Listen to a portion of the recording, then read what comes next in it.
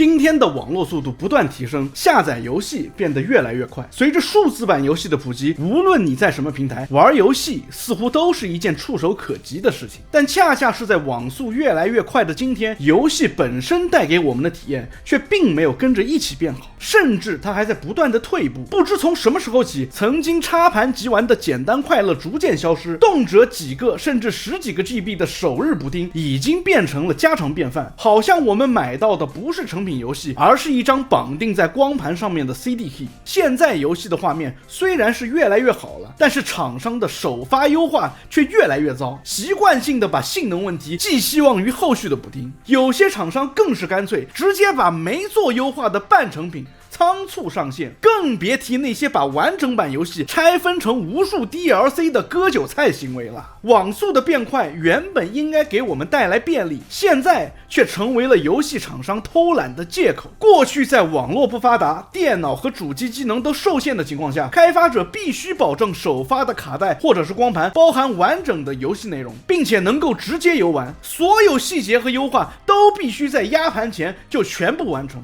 这些网络和硬件上的限制让那个时候的开发者想出了各种巧思，最大限度地榨取了有限的硬件效能，给玩家带来了无限的游戏体验。这份初心现在似乎已经被理性且冰冷的商业逻辑所碾压。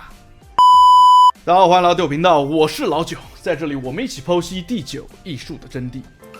在以前游戏机的硬件限制反而激发了开发者的创意，这种创意不仅仅表现在游戏的玩法上，更是反映在游戏开发本身。在硬件性能和储存空间都有限制的那个年代，开发者们不得不绞尽脑汁，通过巧妙的设计和优化来突破技术的瓶颈，为玩家带来惊艳的游戏体验。最典型的例子莫过于 id Software 在1993年所打造的传奇射击游戏 Doom 毁灭战士。在当时主流 PC 配置仅为486处理器、4兆内存的硬件条件下， Doom 实现了令人难以置信的伪 3D 空间和快节奏的射击体验，这简直就是一个技术上的奇迹。id Software 以约翰·卡马克为首的程序员们没有等着硬件变强，而是自己想办法去抠性能。他们搞出了一套叫做2叉树分割的渲染方法，大大的减轻了电脑的负担。游戏内的怪物和道具其实都是平面的2D 贴图，但是因为他们会自动转向面对玩家，所以看起来就像是立体的一样。而且这游戏的优化好到什么程度你知道吗？后来甚至有人把 Doom 给装到了那种考试用的计算器上，也能完美运行。而且不仅如此，甚至像冰箱、ATM 机、iPod， 几乎只要你带个屏幕，那就能跑得起来 Doom。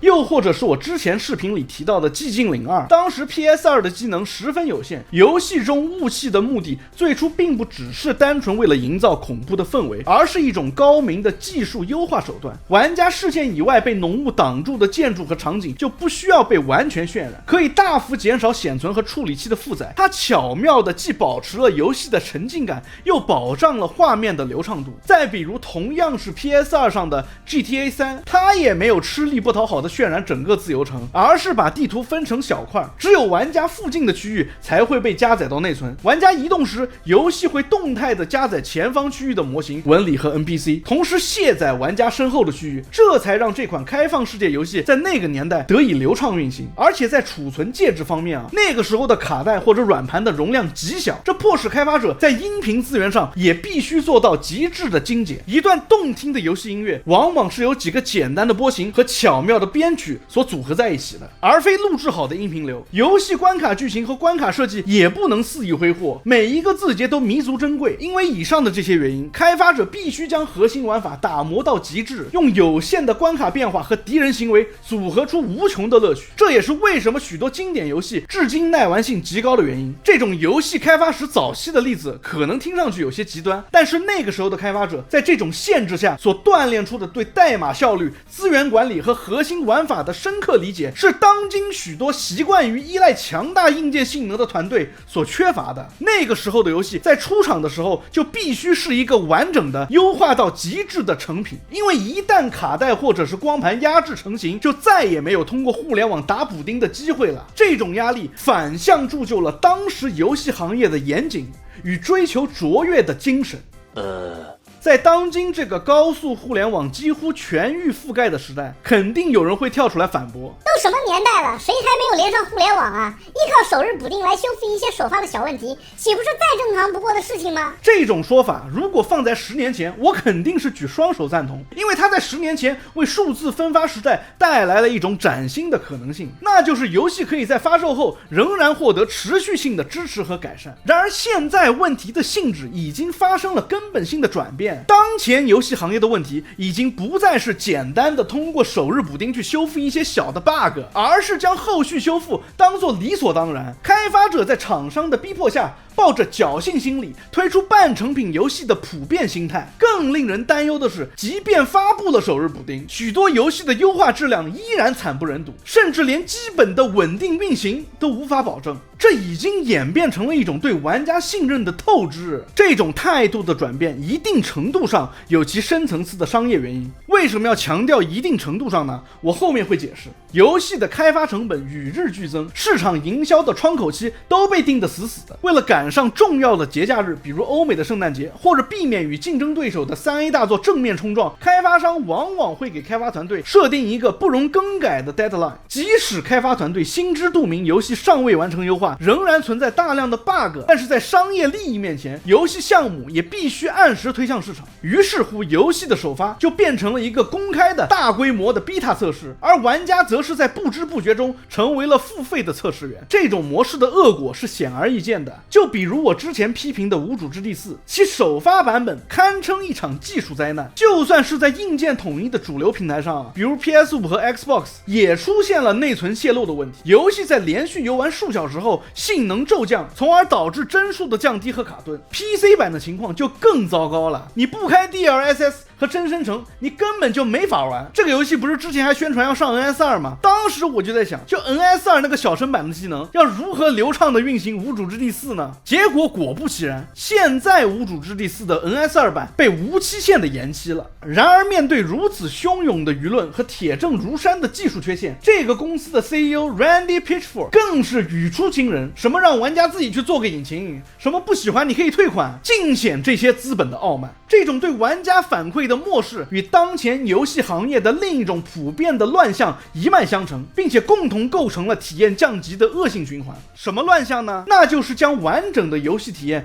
明目张胆地切割成无数 DLC， 从而进行售卖。数字分销平台的低成本与便捷性，在降低实体发行门槛的同时，也极大地削弱了厂商对于产品完整性的敬畏之心。游戏厂商如今可以毫无心理负担地将原本应该包含在游戏本体内的内容剥离出来，包装成一个个价格不菲的追加内容。玩家若想体验完整的游戏，就不得不花额外的金钱去购买那些所谓的黄金版、终极版。从游戏发售之初就推出的季票、年度版，到游戏角色皮肤包、剧情扩展包等等等等，这些曾经让玩家难以想象的商业模式，如今却在温水煮青蛙式的营销下逐渐被玩家所接受。Later， 当前许多游戏体验的下降，实际上折射出整个行业在原创内容上的乏力与保守。越来越多的一线厂商倾向于不断推出重制版、复刻版或者所谓的高清化合集，依靠反复炒冷饭来维持市场热度和财务的营收。这无疑是创意枯竭最明显也最无奈的信号。当开发者不再将日益强大的技术优势用于拓展新的玩法边疆，而是沉迷于对过去成功作品的反复咀嚼的时候，玩家们所能感受到的更多是对商业化稳妥路数的审美疲劳。而炒冷饭现象盛行的背后，是 3A 游戏开发日益高昂的成本与风险。制作一款全新的原创 IP 游戏需要巨大的资金投入、漫长的开发周期，且市场的接受度也是完全未知的。相比之下，重启一个已有深厚粉丝基础的经典 IP， 则是一条在财务上要安全得多的路径。重制版游戏自带品牌知名度，市场营销的成本更低，能够有效地唤醒老玩家的情怀，同时也能以现代化的视听标准吸引新一代的玩家。然而当这种偶尔的情怀致敬逐渐演变成主流的产品线规划的时候，便暴露了游戏行业创新引擎的熄火。而且在我看来，将创意枯竭和重制版泛滥完全归咎于外部的市场环境，是一种避重就轻的说法。当今 3A 游戏界的困境，在更大程度上是主流大厂自身在过去数数十年里无节制的追求规模扩张、利润最大化所种下的恶果，如今不过是到了收获苦果的季节。之前大厂们逐渐形成了一种共识，那就是成功的3A 游戏必须在技术规格上碾压对手，这导致了各大游戏厂商对照片级画质、电影化播片、好莱坞明星配音、庞大开放世界等元素不计成本的追求。每一部续作都必须比前作地图更大，画面更真实，内容更丰富。这种竞赛如同一个不断加速的死亡螺旋，将开发团队的规模从几十人膨胀到数百甚至上千人，将开发周期从2-3年拉长到5-6年，最终将单机游戏的制作成本推向了数亿美元的恐怖量级。正是他们自己亲手筑起了这座成本的高墙。当成本高到足以阻断大多数厂商去尝试创新的时候，他们却反过来又抱怨市场无法承受新 IP 的风险。这根本就是一派胡言。而且游戏公司的过度扩张同样体现在资本对创作过程的深度干预上。为了管理这些庞然大物般的项目，开发商引入了高度标准化的工业生产流程，游戏不再是充满不确定性的创意实验，而是逐渐变成了必须严格遵循市场分析、用户画像、收益率预测的服务股东的金融产品。所有可能增加风险、挑战主流口味的独特创意，在项目的初期